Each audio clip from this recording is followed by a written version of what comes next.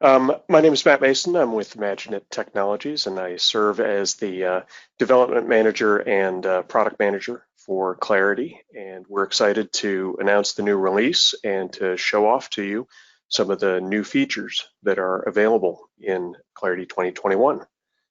So let's get started. I'm going to touch briefly on the release history, but then we'll jump into Clarity 2021, the release, and some different areas of enhancements that we've got within the 2021 product.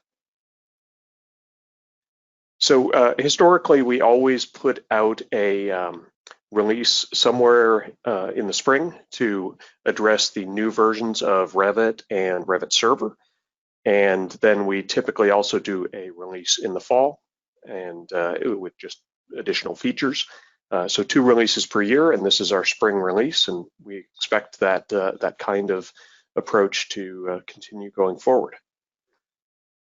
Another slide that I like to put up is to point out all of the different modules that come with Clarity. Most of you out there, if you're existing Clarity customers, are really just running what we'd call the sort of base Clarity, Clarity starter package, where you've got the Clarity web application plus some number of task servers to do automation. But we do have these other modules, so you might hear us talk about that during the presentation. Our Clarity security module for Revit Server, Clarity connectors, Clarity project-wise integration, and then the Clarity owner data portal, which just kind of changes up Clarity to be more owner-centric and less AEC firm-centric. So let's talk first about the obvious. Clarity 2021 supports Revit and Revit Server versions 2018 through 2021. So we've added support for 2021. And then as we've done in previous versions, we also have limited support available for Revit 2017 project tasks by taking a Clarity task server and leaving it behind, not upgrading it to Clarity 2021, but leaving it as a Clarity 2020.1 task server. And that task server can continue to do the versions that it supports, which is Revit 2017 through Revit 2020. So that's still an option which is available for you, and we're hoping that that's going to cover what people need in the short term. I also want to point out that there has been sort of a long-standing issue with Autodesk not adding support for newer Windows Server versions. And that did change in Revit Server 2021. They officially added support for Windows Server 2019, which I thought was great. That keeps the product alive, and doesn't leave us in this odd and awkward spot in terms of supporting modern Windows Server versions. And so before I move on, I do want to put up a poll real quick. Because I'd like to have an understanding of going back to our question of Revit versions and whether Revit 2017 through Revit 2021 support is really enough. And so there's a little poll in progress. You should be able to click it, and I can't remember exactly what was the question, Lisa. It was what percentage of your active projects are in Revit 2016? Yep. 2016, yeah. Okay, yeah, so this just to, all right, so we're just trying to get a sense of, how many people are affected by us moving up and sort of leaving behind the 2016 support. That poll number, if, I don't know if people can see it, but generally, that's matches our experience that some people have a few lingering projects that are left behind in Revit 2016, but hopefully that's not going to hold you back forever.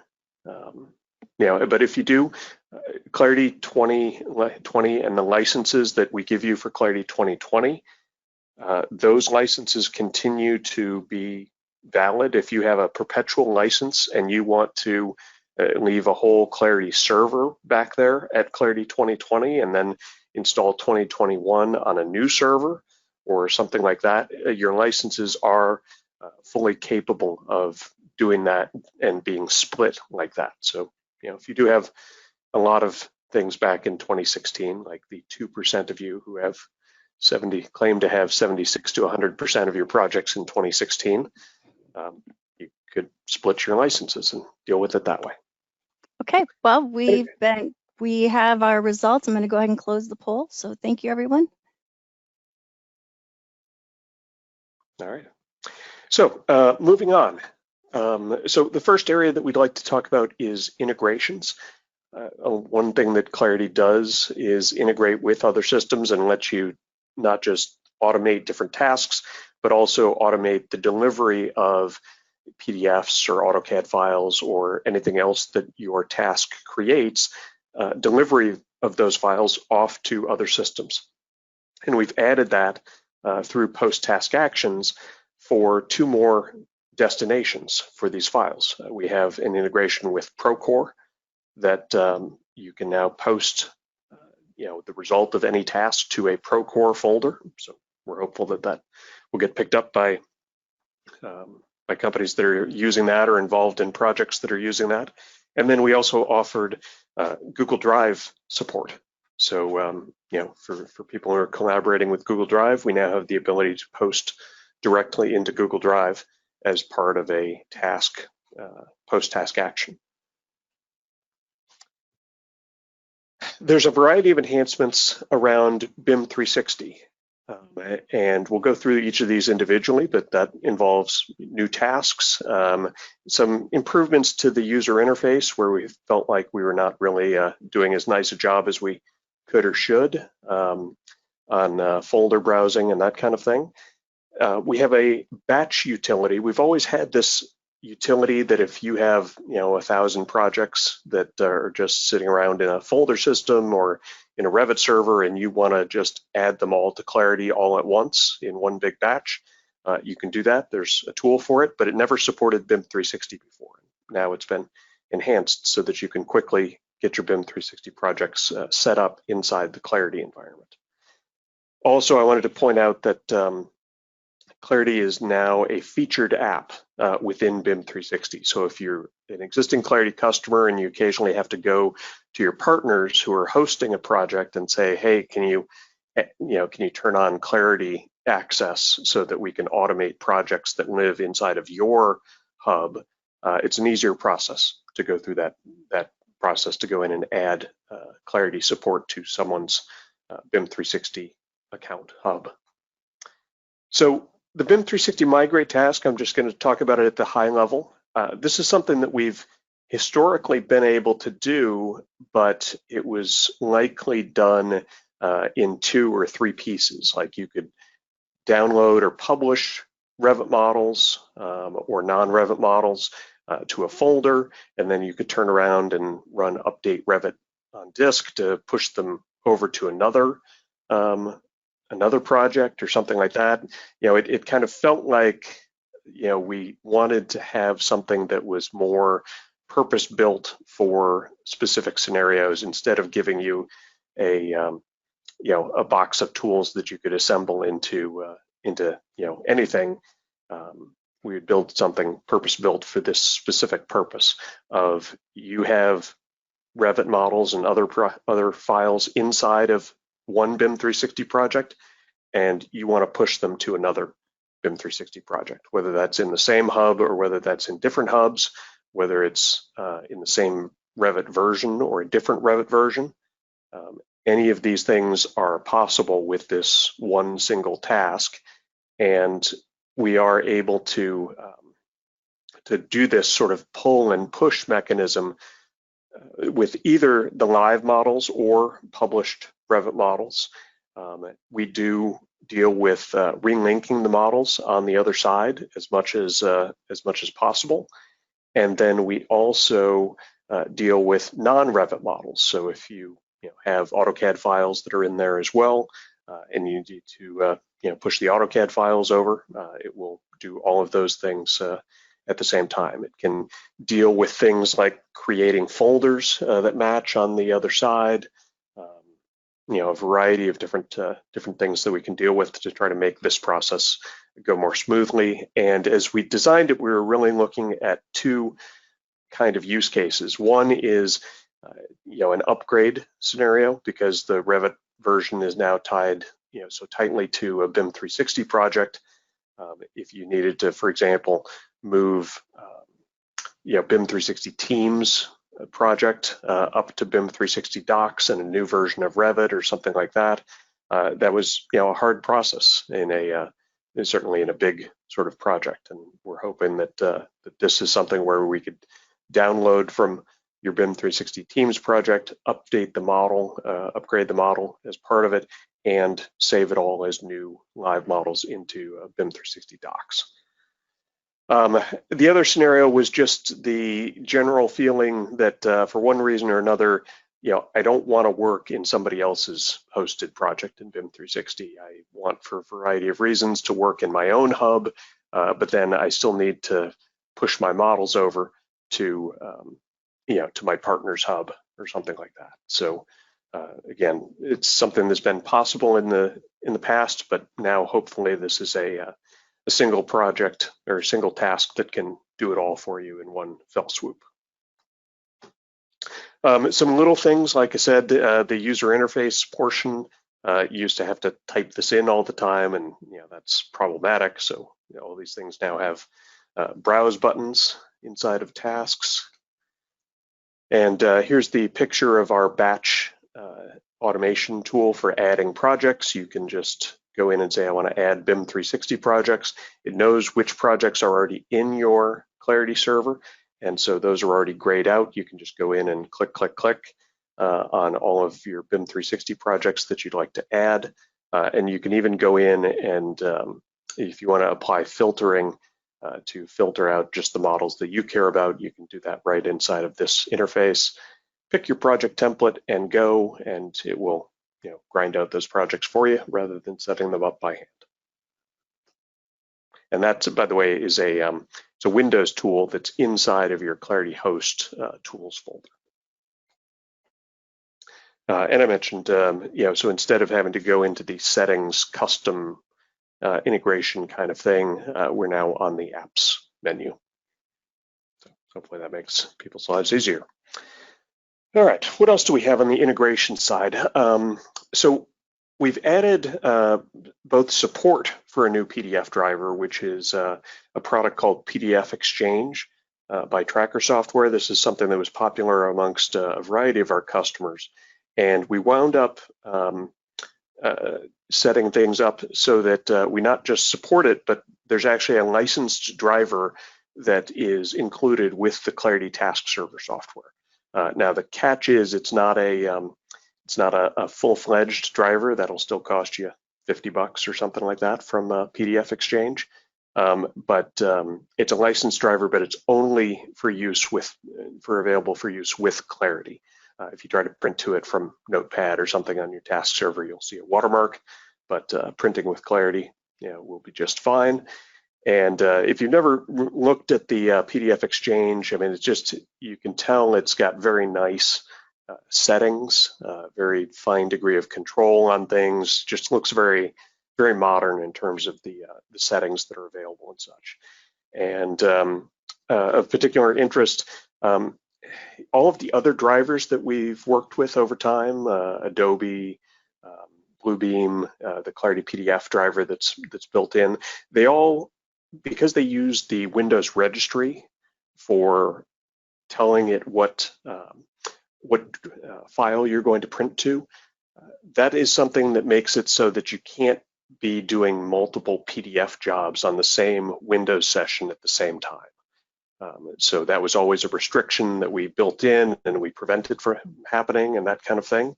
I'm happy to say if you use the PDF Exchange driver, you actually can, if your machine is capable of running 2 Revits and 2 print jobs at the same time, it is fully capable of running as many concurrent PDF print jobs as you would like. So, so we're excited about that. Let's see, so that's also available and in the 2021 task server install. So now let's move into the model health side of the presentation and metrics. There's a bunch of things that we've done that are kind of interesting around model health in the 2021 version, and we'll go through those. So the first of which is scoring. We had a variety of customers that have wanted to get into a more numeric scoring system. Yeah, we've had this green, yellow, red sort of concept for a while, but ultimately, people wanted to have a numeric scoring system at the end of the day. And so we modeled it after, at least here in the US, in school, you tend to be graded on a 0 to 100 scale. So we did that. We normalized everything. We let you assign a number of points to any of the metrics that you care about.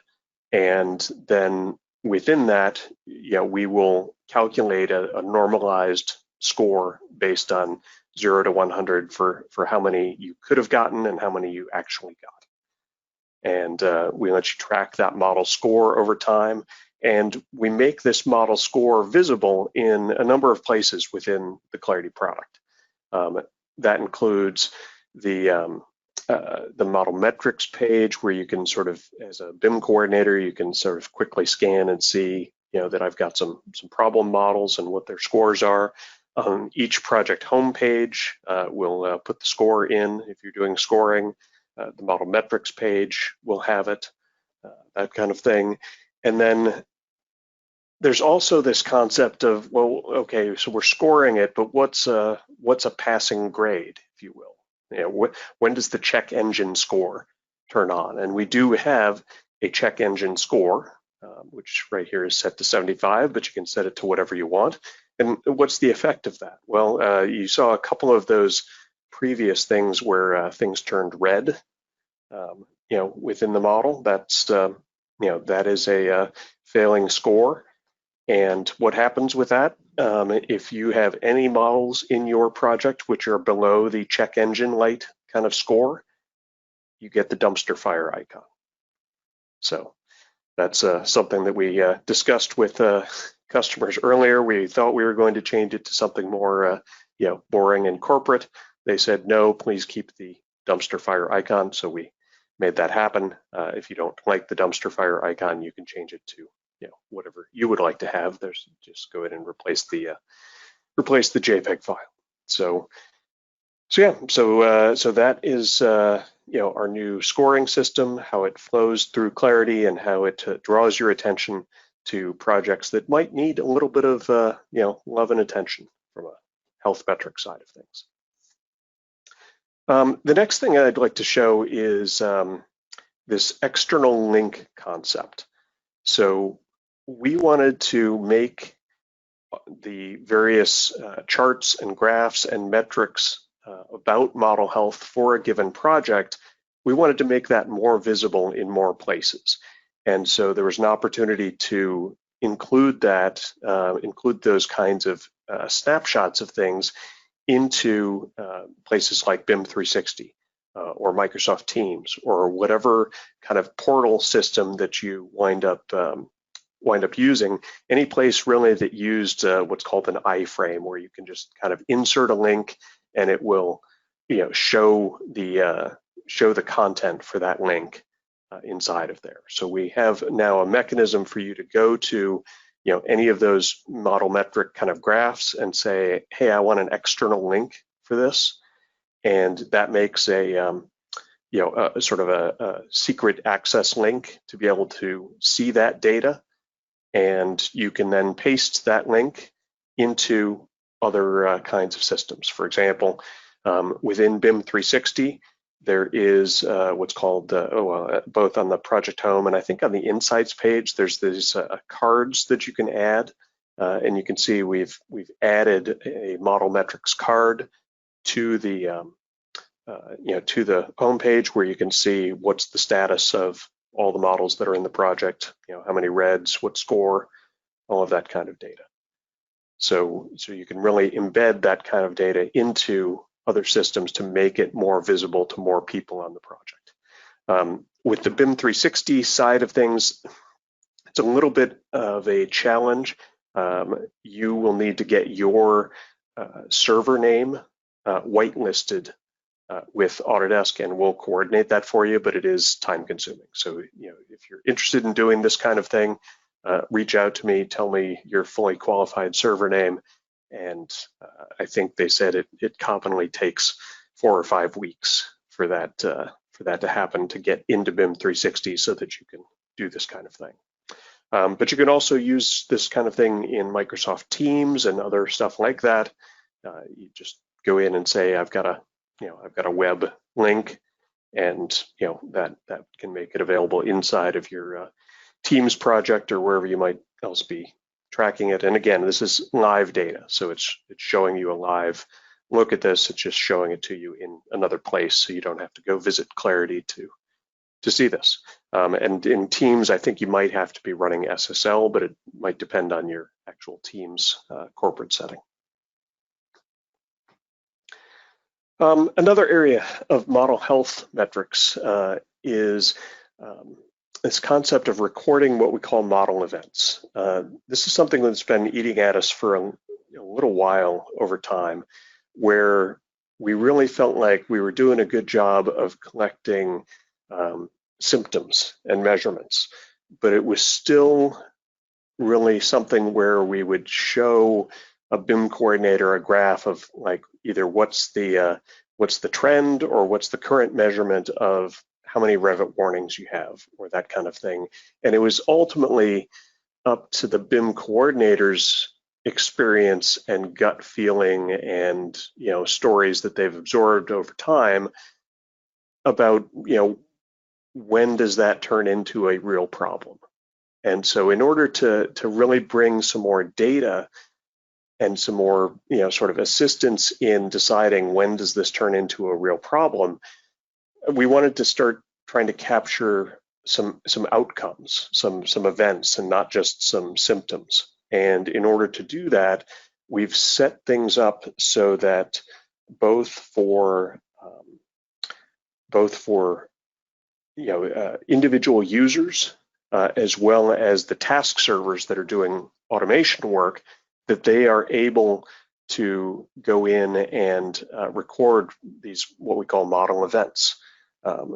And so that is either via the web portal for Clarity, or if you have the Clarity client add-in for Revit, you can now go in and manually report on your current model, or a model that you choose, that you ran into a corruption issue, or you ran into a crash, or you ran into just sort of a weird slowdown or other sort of behavior, different event types, and you can tell us exactly when it occurred. And then along with your symptoms tracked over time, we will also have little events that we can see when bad things happened. And so, for example, these will be available inside of all of the model health graphs over time. You'll be able to see different events and when those events happened on the timeline.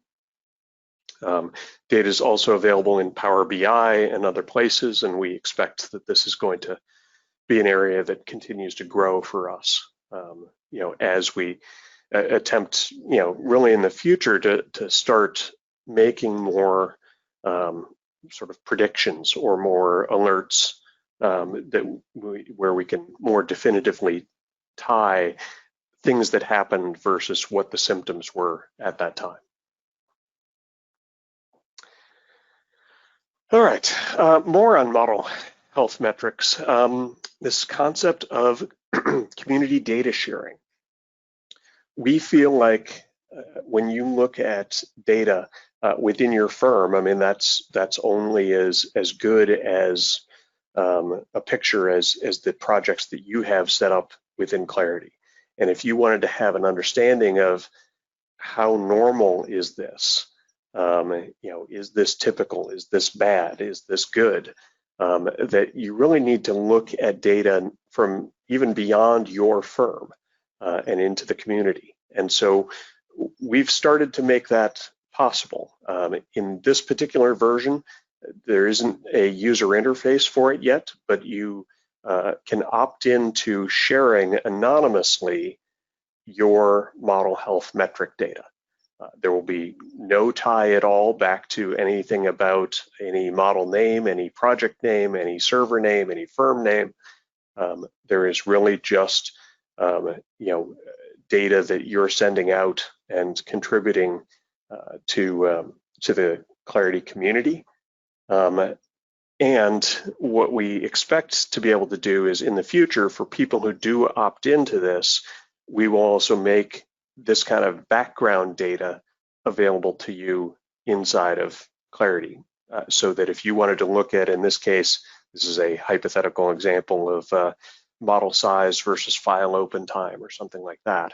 If you want to see how is my model and then what's typical for for the community, you can see your data and you can see the community data as backdrop. So, this is an area that we're interested in. We're sort of building out the mechanism for you to be able to look at this, but we needed to start with having people decide to opt in to sharing their data anonymously with the community.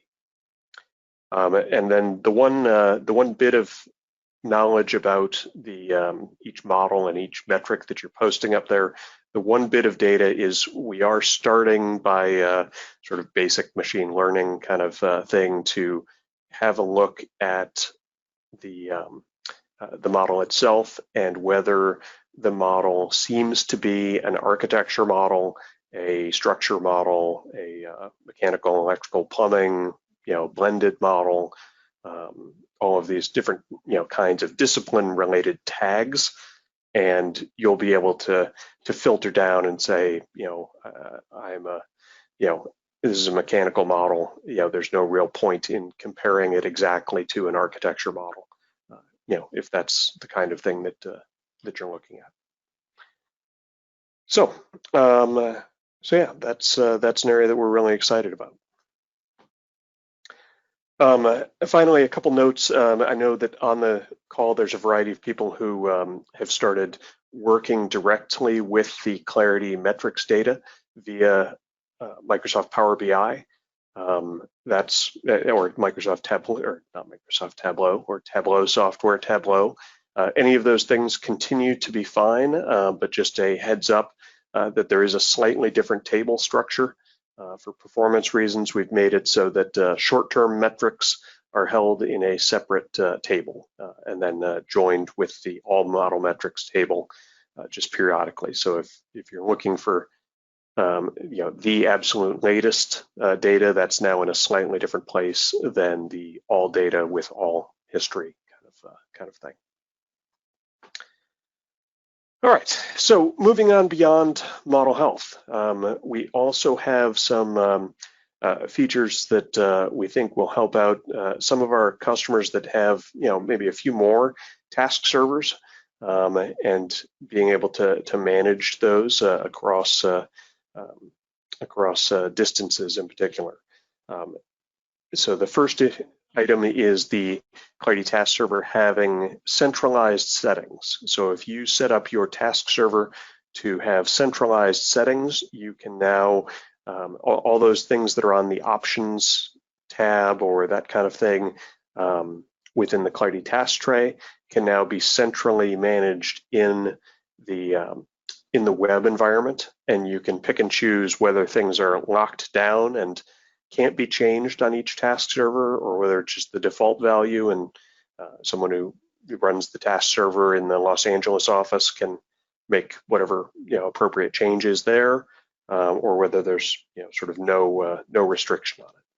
So we hope that this gives people the flexibility to manage task servers centrally and easily, and not worry about having to go to each one to update some kind of setting that needs to be updated.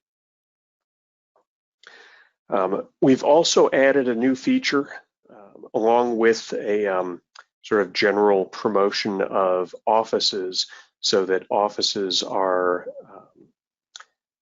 offices are more what we call first-class objects. Like, there are defined offices that you now set up within Clarity, and everything that references offices uses the new setup. It's not just whatever you happen to type in to the project setting or the task server setting. So there's now offices, and within task servers, if you are the kind of company that has these geographically distributed task servers and different offices and projects in different offices, we're running into situations where the Los Angeles office might be overrun with tasks, but some office up the way might be sitting there idle. And if you've already set it up that you really want to run tasks locally, but if there's a nearby office that with nothing to do, we've set up these fallback rules. So you can define that if a task has been in the queue for a certain amount of time and there's nothing local for another office to do, that office can grab the task from the other office and take care of it. So we're hopeful that that helps balance things out and make, if you are setting up and running Clarity tasks office by office, that it's not sort of an all or nothing, and each office has to, suffer separately. You still have some ability to spread the work out when it makes sense. Another feature that we're really happy about, this is an area that I think that not a lot of people have taken advantage of, but we have a feature within Clarity called Project Query. It's a cross-project database index where you tell us out of the 230 tables that we extract from Revit, you tell us which ones you are interested in tracking across projects. So we've had this for a couple of versions now, and so instead of having to go to each separate project database, there's now one centralized database that gets synchronized from all your different projects, and you can do these cross-project reports against this index database, or if you're using Microsoft Power BI, you don't have to go to each separate project. You can just go to one place and do one nice query. So that's a feature that we've been really happy with for a couple of releases, but it was something where there was some limitations on it around what happens when I'm not 100% consistent about what I called different parameters, like room parameters, for example, in every project, because that's just natural that it's hard to have standards. And so we have made some enhancements within the 2021 version, both to help you identify which projects have issues. You generally go in and set up the idea that I care about rooms. I want to be able to run cross-project rooms, queries, for example. And so we'll ask you, okay, based on one project that you pick, which parameters do you actually care about and want to be able to query against? And this is where you would historically get into trouble if you picked parameters that were inconsistent between rooms, and that's everything from using a parameter that doesn't exist in all of the projects, but it could also be something where the parameter type is different. If for doors, if somebody said that the door fire rating was a number in one project, but a text parameter in a different one, those two things are sort of incompatible from a database perspective. So we now give you more tools to help you understand that. There's a project validity report where you can say which of my projects will have problems and why. Is it missing? Is it the wrong type? Those kinds of things. And we've also made it generally a bit more resilient. So we found cases where, we're not going to say you get nothing if the standards aren't exact. We're basically doing everything that we can now to get you as much cross-project index data as possible. You might miss things here and there, and hopefully the project validity report will help you understand, what's incompatible and why. All right, so we're in sort of the home stretch here before we talk about Q&A, but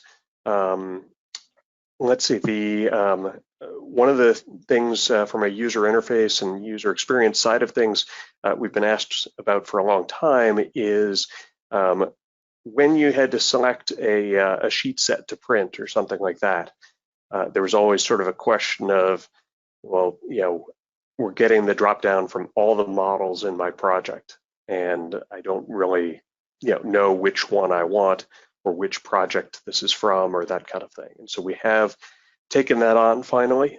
We took it on by adding to our little ... pop-up screen. That's normally used for view and sheet expressions, where you could build something dynamic, a dynamic sheet set. But we also now have a tab on it where you can just browse and say, pick which model you care about, and we'll show you exactly what sheet sets exist in that model and how many views or sheets are on them. And you can just pick right there, and you can know definitively this is exactly what I'm picking, and I'm going to get what I want. So we're hopeful that makes people happy. I know that a variety of you have worked with us on the support side of things, and one thing that's been a challenge is we did go in and add the send in diagnostics button to make that part easier, but it wasn't always clear when you did that. Were you going to get a new support case out of it, or did you have to communicate separately with it? And so we've now gone in and made that very explicit. What your needs and what your intentions are. So if you check the box that says, "Hey, we need a new support case for this issue," you will get a new support case added. That's manual for a little bit longer, but we are going to very shortly have that be 100% automated, so that within a couple seconds you'll have a case number emailed back to you, and it'll be in the system and tracked. And so we hope to have that be a much more clear system about getting you a support case and making sure that support cases are tracked through the system. And then other small kinds of items that we've fixed up, barely worth mentioning, but yeah, that's the end of our 2021 enhancement